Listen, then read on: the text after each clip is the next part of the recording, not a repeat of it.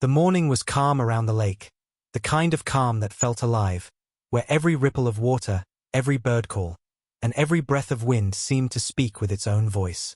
The man stepped out of his cabin carrying a small toolbox in one hand, his coffee mug in the other.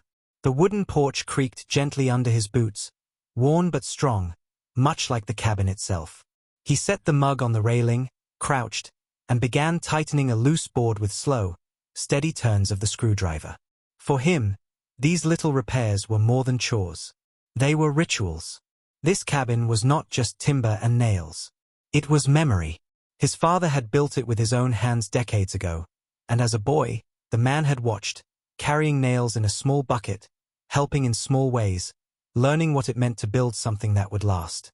Every plank carried a story, every window frame had fingerprints of family history, and every nail in the walls echoed with voices long gone. The man looked out at the lake as he worked. The water reflected the morning sun like glass, shimmering in shades of gold and silver. Ducks floated across the surface, leaving trails behind them, while fish occasionally broke the surface with splashes. The air smelled of pine and damp earth, the kind of scent that reminded him he belonged here. He leaned back for a moment, sipping his coffee, letting the warmth fill him, then wiped sweat from his forehead and returned to his work. Time slowed at the cabin. There were no meetings, no deadlines, only the sound of his tools and the occasional chirp of a bird. The world felt right when he was here. He set the screwdriver aside, stood, and stretched, his eyes scanning the land around him. The cabin sat on a slope leading down to the water, surrounded by tall trees whose shadows stretched like watchful guardians. The gravel path twisted behind the cabin, leading to the main road nearly a mile away. That road was where the HOA signs began, and every time he drove past them, he felt a bitter taste in his mouth. They claimed the lake, they claimed the road, they claimed the land, but none of their claims were real. This cabin had been here long before the HOA existed, long before Karen had taken her throne as president of the board, and the deeds in his safe proved it. Still, the HOA never stopped. Every month, sometimes twice, they sent letters. He knew today would bring another. He set his tools inside, walked toward the end of the driveway, and checked the small metal mailbox mounted on a wooden post. As he opened it, the hinges groaned. Inside, sure enough, was a white envelope with bold black letters across the top, Homeowners Association notice. His jaw tightened. He pulled it out, tearing it open on the spot.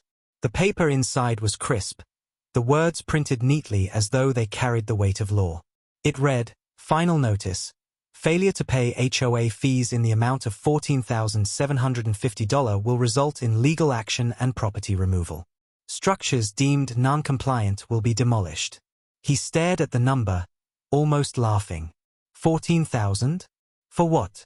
He had never signed a single contract with them, never agreed to their rules, never even attended one of their sham meetings. Yet here was another fee, larger than the last, bold with threats. His eyes dropped to the bottom where Karen's signature sat in fat, proud strokes. She loved signing these letters, loved pretending her pen was a sword that could carve away his rights. He folded the letter slowly, carefully, then slipped it into his back pocket. His calm face didn't reveal the storm in his chest. He walked back to the cabin porch, sat in his chair, and stared at the water again. The breeze carried faint sounds across the lake. Children laughing from another dock, someone starting a boat engine, a dog barking in the distance. Normal life. But to him, this letter was a warning shot. Not the first, and not the last. He remembered the last conversation he'd had with Karen. She had stood right at the edge of his property with her board members, smug and self-righteous, telling him his cabin was an eyesore and a danger to the community. He had simply stared at her until her words turned into nervous rambling. She hated that. His silence broke her more than shouting ever could. Now, with this letter, he saw where it was heading. Demolition. He could almost hear the roar of engines in his imagination, the crunch of wood, the collapse of his family's legacy. Karen wanted that. She wanted to erase him. He sipped his coffee, calm but thoughtful. She didn't know who he was. She didn't know who his family was. And she had no idea what line she was crossing. He placed the mug down, stood, and walked around the cabin slowly, running his hand along the rough logs. His fingers felt every ridge, every scar in the wood. He remembered his father hammering these beams together.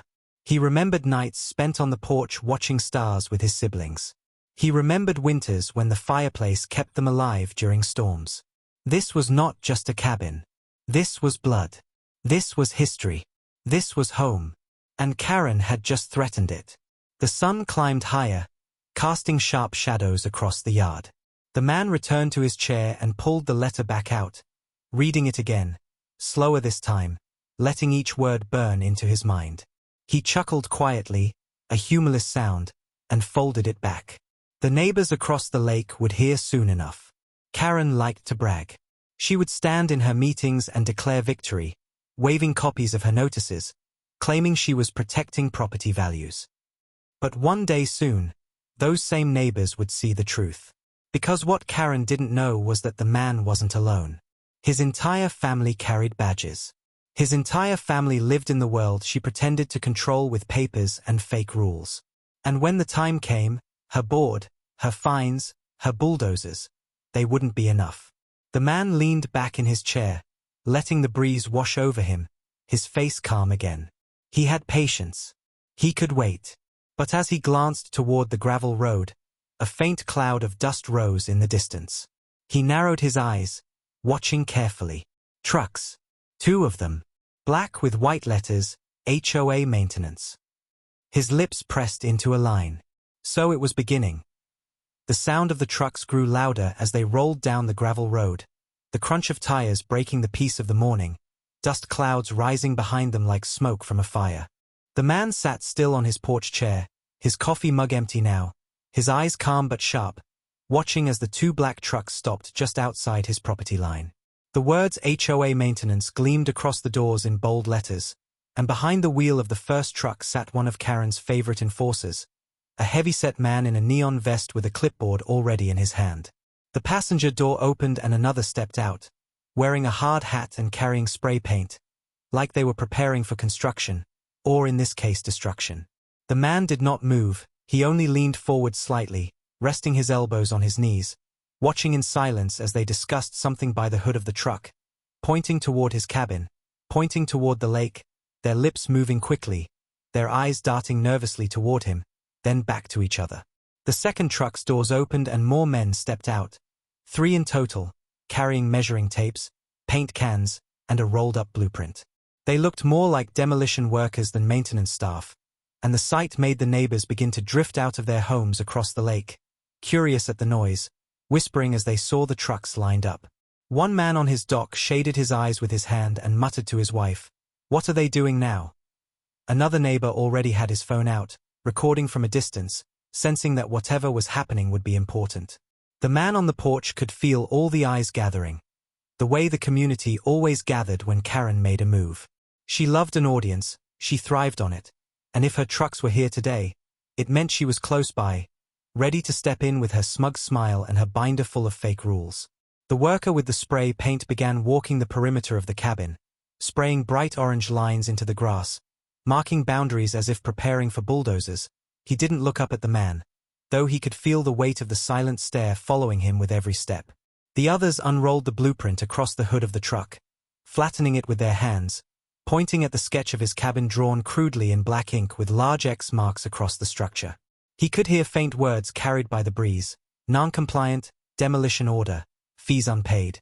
The phrases were repeated again and again like a chant, words that had no real meaning here, but words that they believed gave them power.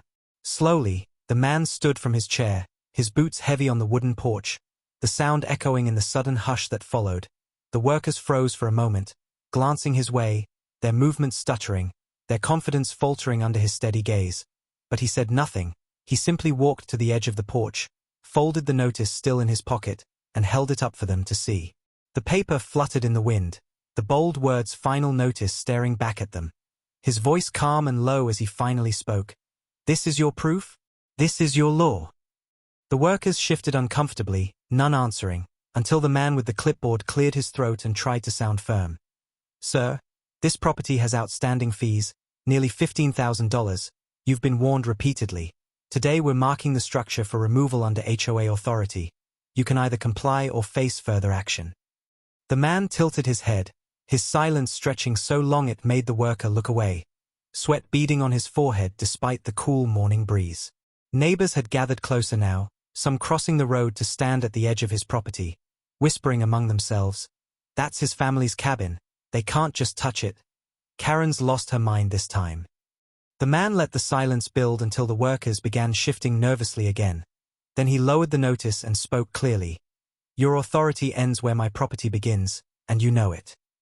His calm words carried like a stone dropped into still water, rippling across the crowd, some neighbors nodding slowly, others raising their phones higher to capture his every move.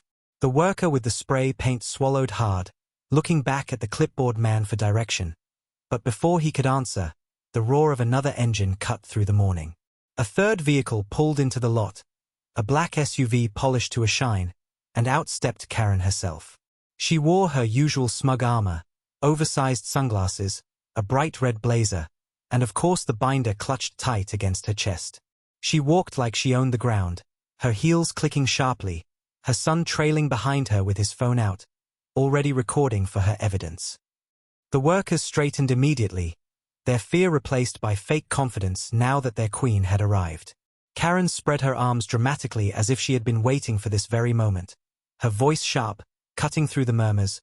Well, I see you got your final notice, and yet here we are, still breaking rules, still refusing to pay, still pretending you're above the law." She gestured at the orange lines sprayed around the cabin, the blueprint pinned to the truck hood, and the crowd watching. "Let this be a warning to all of you. When the rules are ignored, consequences follow. This cabin will come down if the fees are not paid immediately, and I will not apologize for enforcing what keeps this community strong." Her words echoed with false pride, but the crowd's faces told a different story. Some frowned, some shook their heads, some muttered under their breath, and all eyes eventually drifted back to the man, standing at the edge of the porch, calm, silent, holding the notice like it was nothing more than a piece of trash. He didn't shout, he didn't argue, he didn't move. He simply stared at Karen until the silence grew heavier than her words, until her smug smile twitched at the edges, until her son shifted nervously beside her. The man folded the notice once more, slipped it back into his pocket, and spoke only 2 words that carried louder than her entire speech: "Try it." The crowd gasped, phones zoomed in, workers froze, Karen's smile faltered, and the tension thickened like storm clouds over the lake, because everyone knew that the HOA had pushed too far, and something bigger than fake fees was about to break loose. The silence after his words hung thick in the air, so heavy that even the birds around the lake seemed to pause, their songs cut off as if the world itself was waiting to see what came next. Karen's lips tightened, her sunglasses hiding her eyes but not her unease, her son shifting nervously at her side as neighbors whispered and phones kept recording. Then, in the distance, another sound rose above the murmurs, a sound that sent a chill through the crowd. A deep mechanical growl, slow and steady, like some beast waking from slumber. Heads turned toward the gravel road as dust began to rise again, thicker this time, heavier. And then they appeared. 2 massive yellow bulldozers rounded the corner, their steel blades glinting in the morning sun, engines roaring with raw power as they crawled forward. Behind them, a dump truck rattled with chains, and another flatbed carried stacks of concrete barriers. The sight was surreal, out of place by the quiet lake, yet undeniably real. Karen's smirk returned as she spread her arms wide like a queen showing off her army, her voice loud and dripping with triumph. "Here they are. The final step of enforcement. You ignored every chance, you spat on every rule, but rules cannot be ignored forever. Today we show this community what happens when arrogance stands against order." She turned toward the crowd, speaking more for their cameras than for him, her blazer bright red against the pale morning light. "Let this cabin fall, and let every homeowner know, if you defy the HOA, you will lose everything." The workers cheered weakly, trying to back her words, but their voices cracked under the weight of the moment, because even they sensed the storm that lingered in the man's silence. He hadn't moved from his spot, his boots planted firmly on the porch, his arms folded across his chest now, his gaze locked on the bulldozers that crawled closer, their engines vibrating through the ground, making the porch railing tremble, making neighbors step back in fear. The man didn't flinch. The bulldozers stopped at the edge of the orange spray-painted lines, their drivers waiting for the signal. Karen lifted her hand dramatically, preparing to drop it like some executioner ready to strike. But the neighbors weren't cheering, they weren't clapping, they were watching her with growing unease. A woman whispered, "She's actually going to do it." A man muttered, "This isn't right." Another said louder, "That cabin's been here longer than the HOA itself." Phones kept filming, capturing not just the machines but Karen's arrogance, her twisted smile, her son's eager grin. The workers with hard hats began waving the drivers forward, pointing toward the porch, shouting orders over the roar of engines. The first bulldozer's blade lowered slightly, scraping the earth, its steel teeth gleaming as it lurched forward, crushing grass and small rocks beneath its tracks. The ground shook. The man's silence remained, but his stillness felt dangerous now, like a storm cloud holding back thunder. Karen noticed it too, and for the first time her smile faltered. Her voice pitched higher as she shouted, "Go on. Tear it down. Do it now." But the drivers hesitated. They glanced at the crowd, at the man standing so steady on his porch, at the phones recording from every angle. Their hands gripped the controls but did not push them forward. Karen's son stepped forward angrily, pointing at the man. "Why are you just standing there? Do something. You can't stop this." His voice cracked with nervous rage, but the man still didn't answer. Instead, he slowly reached into his pocket, pulled out the folded notice again, and held it up high for the crowd to see, his voice low but carrying, "This is their law. A paper. Words on ink. Nothing more." He let the notice slip from his hand, fluttering to the ground, landing in the dirt at the foot of the bulldozer. The wind caught it, dragging it across the tracks, smearing it with mud, crushing it under steel as if to show its true worth. The crowd gasped. The drivers hesitated again. The tension rose higher, the bulldozer's engines rumbling like thunder about to strike, the neighbors' voices rising, some shouting, "Stop this madness," others urging the man to act. Karen's face twisted with frustration, her composure cracking, her finger jabbing wildly toward the cabin. "Demolish it now. Do it before he tries anything." The workers shouted again, louder this time. The bulldozer's blade angled forward, creeping toward the porch.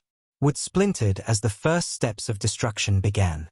The man stood unmoving, his calm more terrifying than any shout, his silence heavier than the machines themselves. And though no one knew it yet, every second of this chaos was only building toward something none of them were prepared for, something that would turn Karen's moment of triumph into the beginning of her downfall. The bulldozers roared louder, their engines shaking the earth, the steel blades edging closer to the cabin as if ready to bite into its walls, the sound echoing across the still lake like war drums. The man remained calm on the porch, his arms folded, his silence more powerful than any words he could have spoken, and that silence drew more people out of their homes. From across the water, neighbors left their docks, some rowing small boats to get closer, others walking the winding trails that led around the lake. Doors slammed, voices carried, and within minutes a crowd had gathered along the gravel road and near the property line. They came in groups, fathers with folded arms, mothers clutching their children, teenagers holding up their phones to capture every second. They whispered among themselves, their voices tense with disbelief. "She's really doing it. They can't touch his cabin, it's his family's. This is going too far." Some voices grew louder, bolder, challenging Karen openly. "You can't just tear down someone's home." One man shouted, his voice carrying across the yard. Karen turned sharply, lifting her sunglasses, her eyes flashing with that old arrogance that once kept them all in fear. "This is not his home. This is HOA property now, and the rules are clear." She waved her binder as though it were a weapon, flipping pages frantically, shouting lines from bylaws that no one had ever seen before, rules she had twisted and rewritten to suit herself. But the crowd wasn't nodding like before. They weren't cowed. They were angry, confused, and most of all, watching closely. Phones recorded every word, every gesture, every false smile she tried to paint across her face. A young woman near the front whispered to her friend, "She's hanging herself with every word," and the friend nodded. "She thinks she's winning. But look, Nobody believes her anymore. The workers hesitated again, their spray paint cans and measuring tapes hanging loosely at their sides, their boots shuffling nervously in the dirt as they glanced at the growing crowd, feeling the weight of dozens of eyes on them. The bulldozer drivers kept their hands on the controls, but their knuckles whitened with tension, because even they knew that one wrong move would set this crowd off. The man on the porch stayed silent, his eyes sweeping slowly across the people gathered, his calm presence giving them strength, his silence telling them all that he wasn't afraid. Karen noticed it too, and it made her furious. She raised her voice higher, trying to seize control. You all need to understand. This is about protecting your property values. This is about keeping order. This is about rules. But before she could finish, an older man in the crowd shouted back, his voice cracking with anger. This cabin was here before you even moved here, Karen. You don't own this land. The crowd erupted with agreement, voices layering over one another, some shouting insults, others simply repeating the truth. It's his land. Not yours. You're lying again.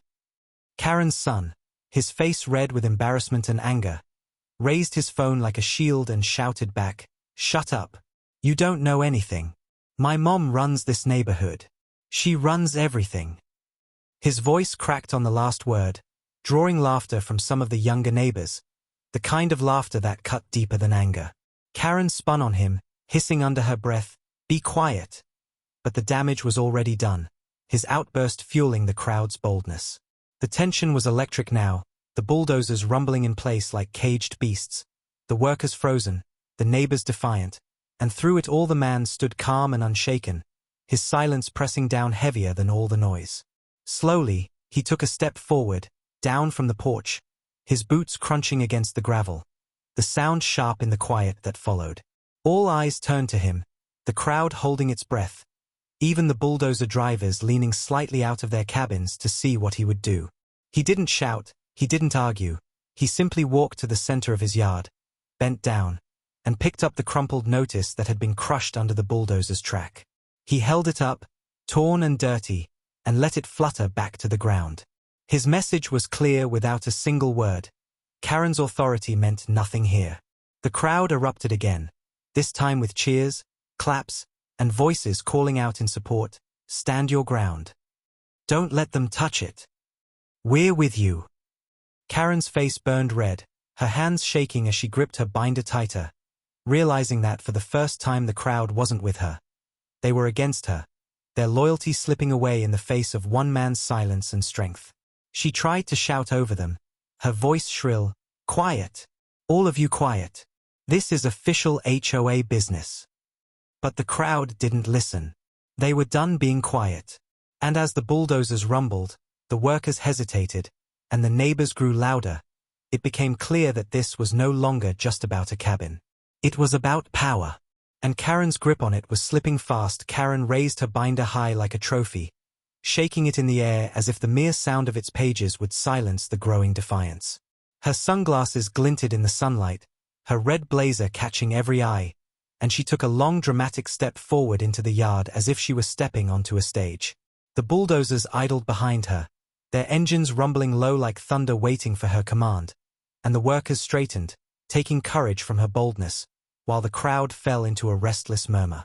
She cleared her throat loudly, thrust her chin upward, and began to speak, her voice sharp, rehearsed, and dripping with arrogance. "You all need to understand what's happening here," she shouted, her words cutting through the morning air. "This man has refused to follow the rules time and time again. He has refused to pay his fees that keep your community safe, clean, and valuable. Without these fees, your property values would crumble, your streets would rot, your homes would lose their worth. He thinks he's above all of you. He thinks he doesn't have to play by the same rules. But today, we end that. Today, the HOA stands strong."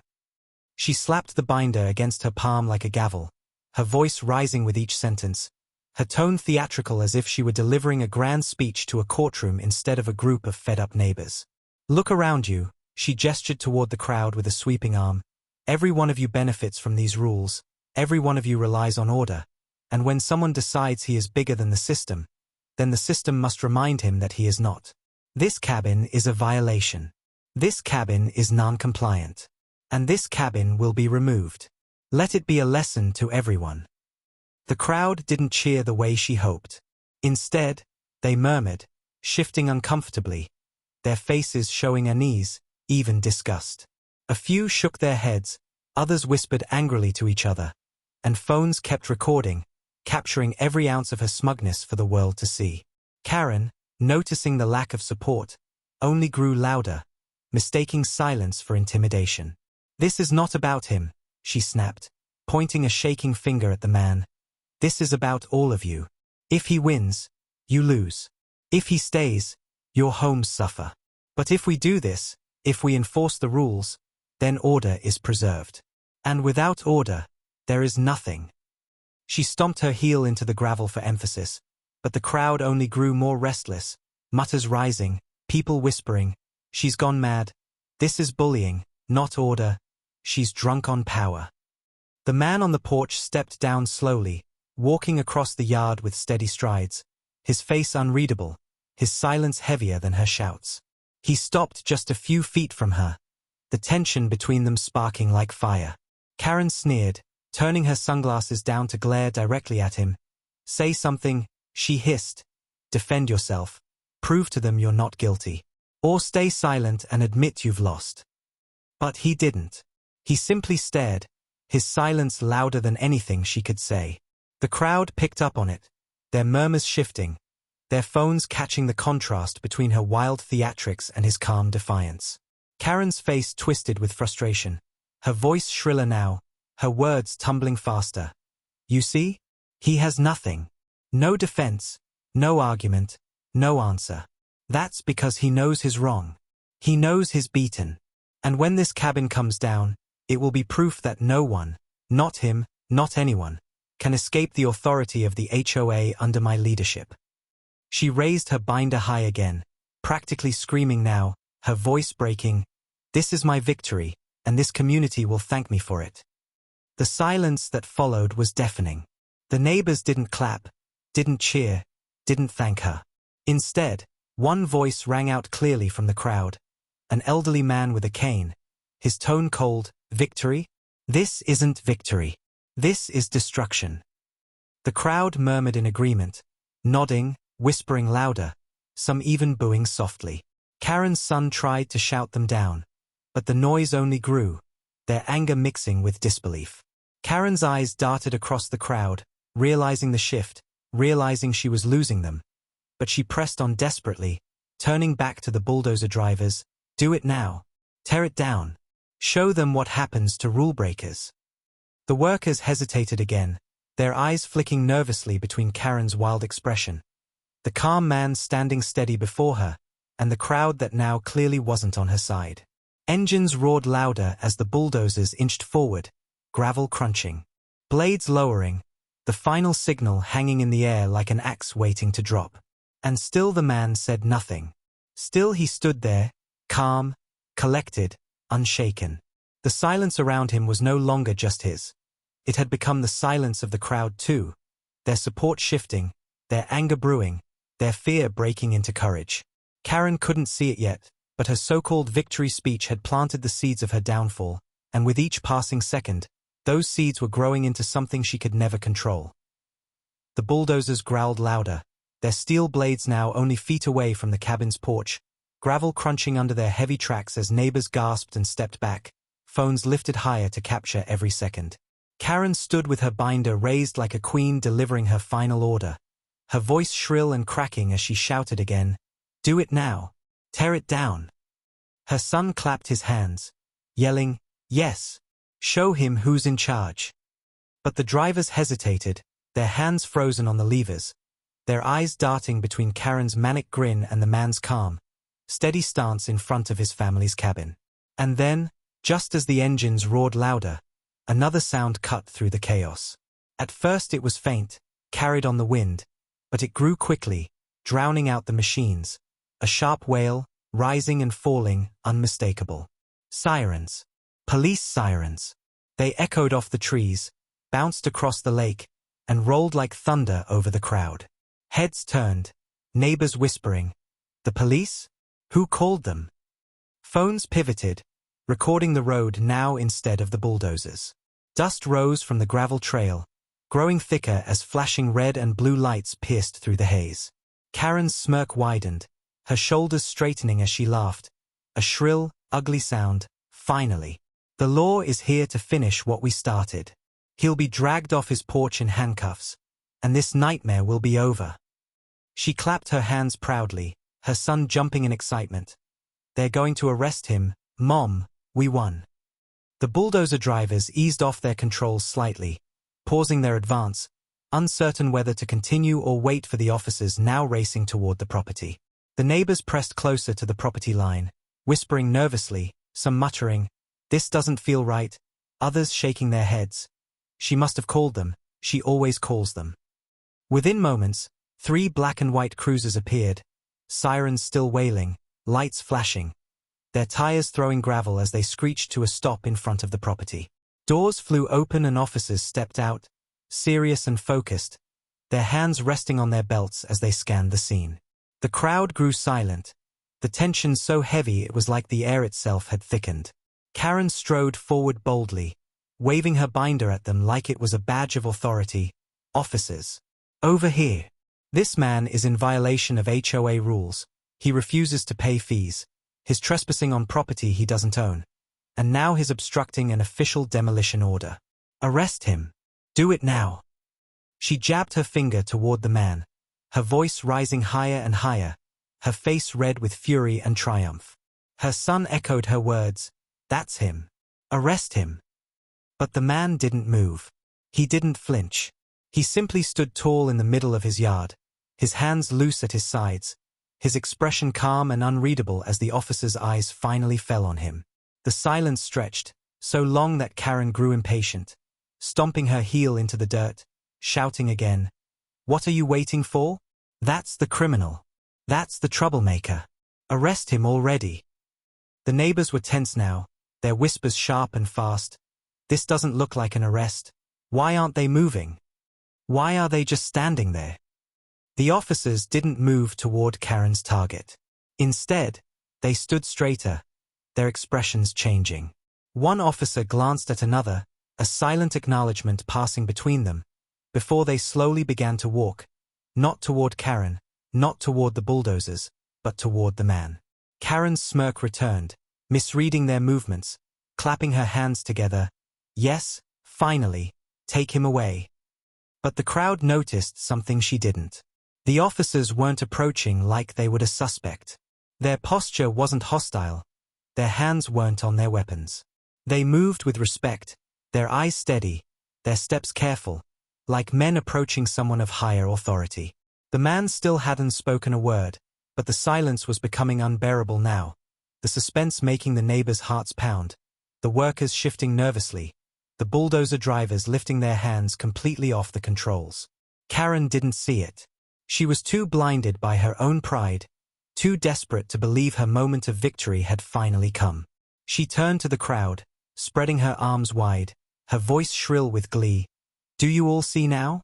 This is what happens when you defy me, when you defy the HOA.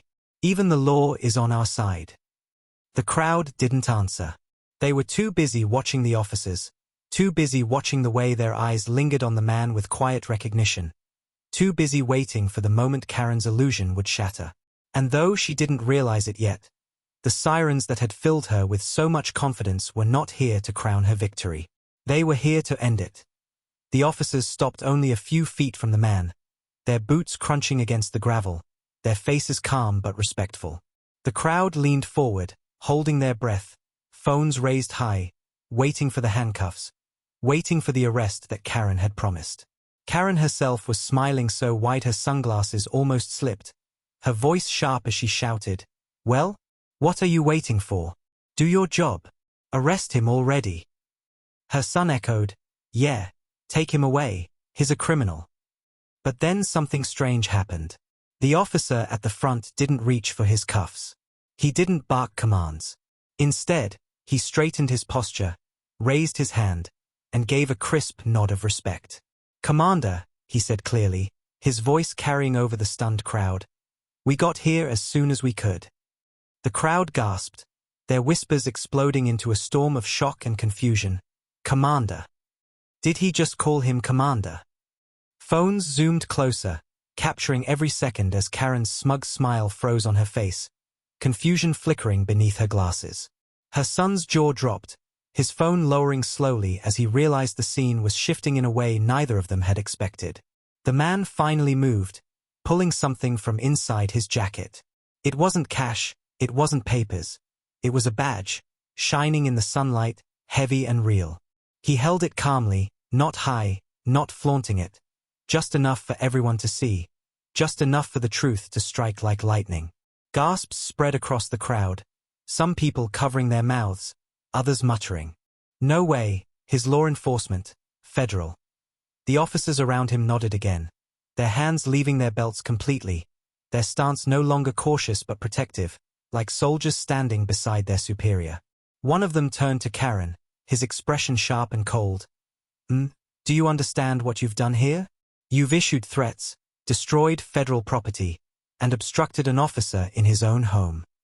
Karen's lips parted, but no words came out, her throat dry, her sunglasses trembling in her hands. She stammered finally, her voice weak. That can't be true, he's lying, he's just pretending. But before she could finish, another SUV pulled in, this one even darker, with government plates. The door opened and out stepped a woman in a black suit with her hair tied neatly, her presence commanding silence instantly. She walked with purpose, her heels striking the gravel like gunshots, and when she reached the man, she smiled warmly. Brother, she said simply, placing a hand on his shoulder. The crowd gasped again. Karen nearly dropped her binder. The woman turned toward the officers. We've got this handled. File your reports later. Then she turned to the crowd, her voice firm. You've all witnessed what happened here today.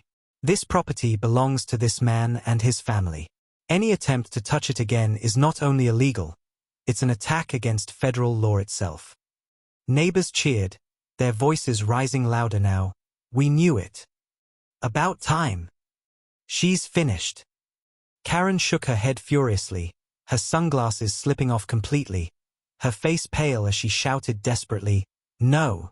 This is my community. I make the rules here. You can't just. But her words were cut short as the suited woman snapped her fingers, two agents stepping out of the SUV and flanking Karen instantly.